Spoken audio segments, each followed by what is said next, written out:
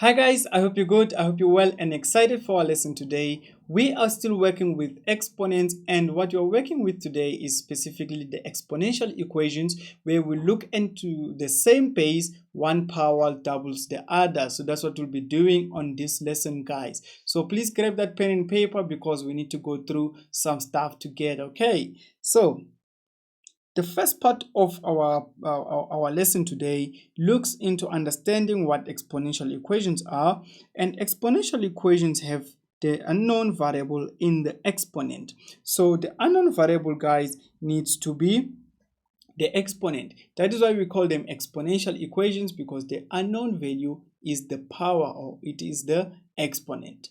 And secondly, if you can write a single term with the same base on each side of the equation, we can equate the exponent. And this is one method to solve exponential equations. So that's how it works, guys. If you have the same bases, you simply equate the exponents. That's what this rule simply says.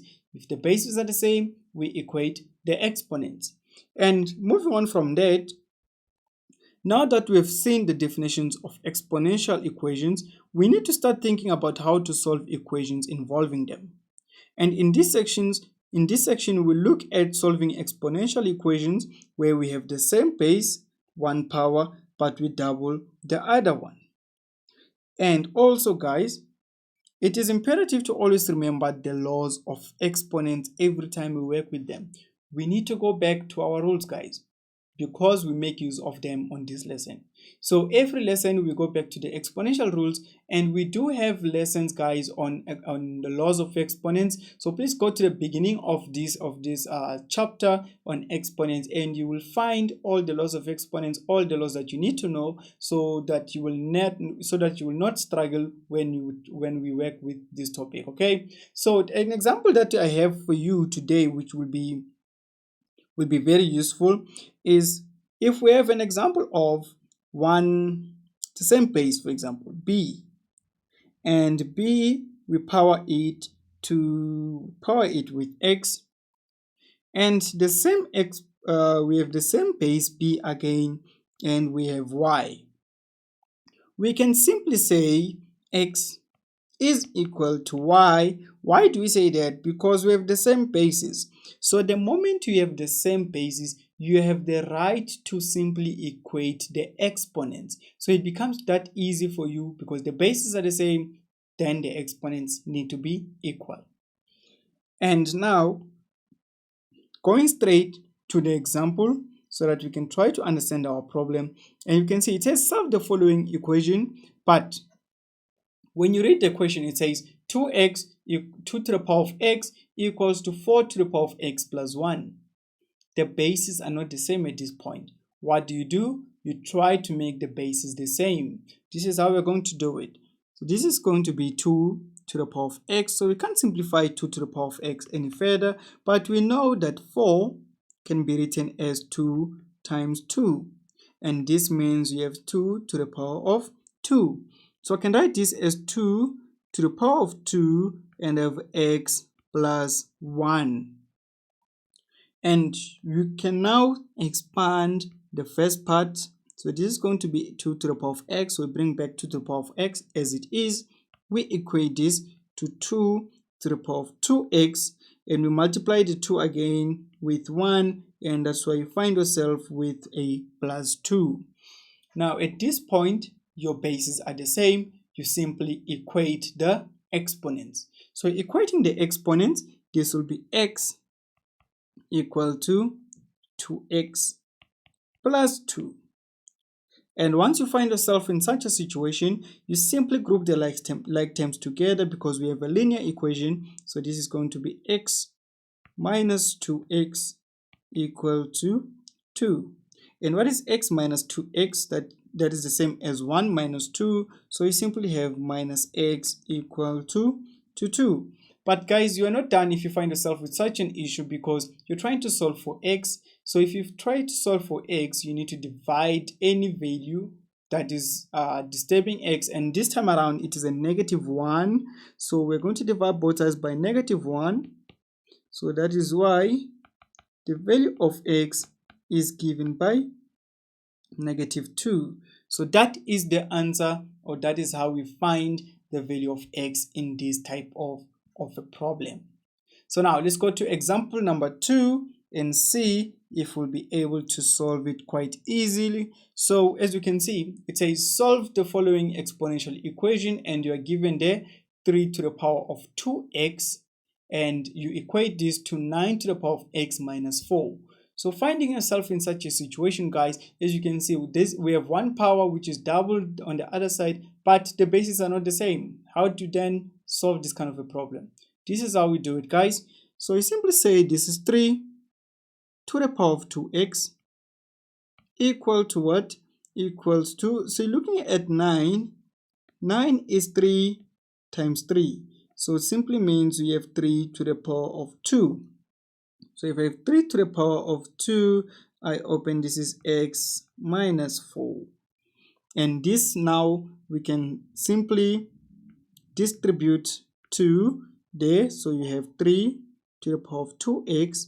You equate it to 3 to the power of 2x, because we multiply 2 and x, and we also multiply 2 and 4. That's why we have negative 8. Bases are the same. We go back to our normal rule. If the bases are the same, we equate the exponents. So now let's try to equate the exponents since the bases are the same. So you will have 2x equal to 2x minus 8. And what I love about this problem, guys, if you guys have attempted to do it, it is because it won't give you a solution at all. Why doesn't it give you a solution? Because the moment you try to add your like terms together, so this is going to be 2x minus 2x equal to negative 8. That part there gives you a 0, and it is not equal to negative 8. So 0 and negative 8 are not the same thing. So that is why you say you have no solution. And you simply get full marks. So guys, let me just tell you something. You don't just simply say no solution by just looking at the equation. So you can't just say no solution from the beginning, because you need to try to work it out. So you need to work it out. That's what gives you the points. Okay, you try to work it out, you follow the mathematical rules, and at the end of the day, if you don't get an answer, you simply say you have no solution. So your answer is actually no solution. That's how it works. Okay, so it happens, and it's very, very, very, very rare for you to find yourself in such a position. But I brought it up so that you can see that it is okay to find things that do not equate. So that is why I brought this example for you. Okay, so let's go to the last one and see what it has for us. So this one is quite different also. As you can see, the three examples that I have for you today, they are all different. So the first one was straightforward, the second one was okay, but it didn't give us a solution. Now let's see the third one. The difference on this one is that you have everything on one side and you just have a 0 on the left hand side. On the right hand side, sorry. So you have all your values. You have 4 to the power of y on one side, minus 2, and you have a 0 on the other side. But let's see how do you actually solve this one.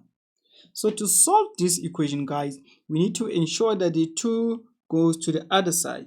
So this is going to be 4 to the power of y equal to a positive 2. And we need our values to be positive, guys. If you find them negative, please make sure they jump the equal sign so that they can change their sign. Now you have 4 that can be written as 2 to the power of 2. So it means you have 2 to the power of 2, y equals to 2.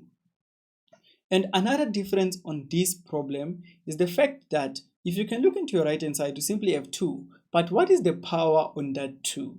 Since the bases are the same, but we don't know the second exponent. Yes, we do know what is the second exponent, and the second exponent is 1. So if you simply see a number standing like that alone, it has an exponent 1.